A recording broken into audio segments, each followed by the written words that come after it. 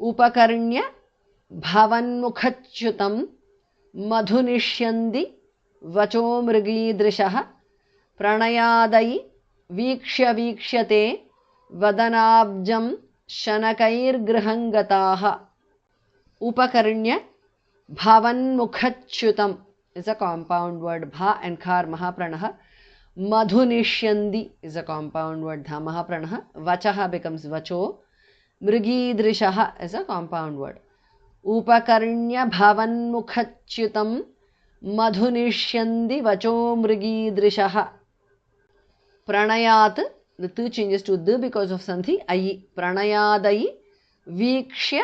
Vikshya. Te. Vadanabjam is a compound word. Shanakaihi. Visarga changes to repha. Griham. Shanakair griham because of sandhi. Gataha.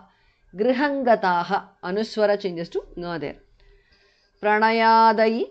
Vikshya. Vikshya. Te. Vadanabjam. Shanakair griham gataha.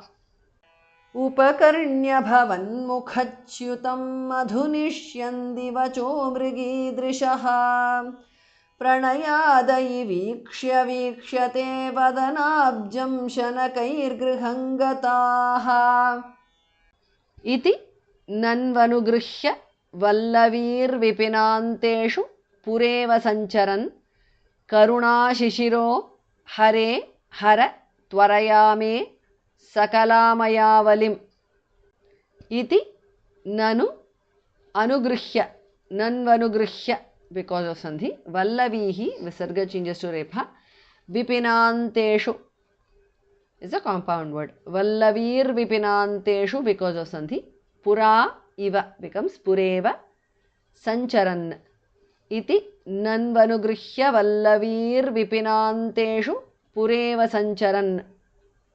Karuna shishiraha becomes karuna shishiro because of sandhi. Hare hara twaraya me sakalamaya is a compound word.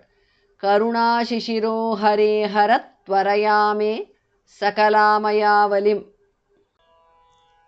Iti nanvanugruhya vallavir vipinanteshu pureva sancharan karuna shishiro hare hara त्वरया may सकलामयावलिम्.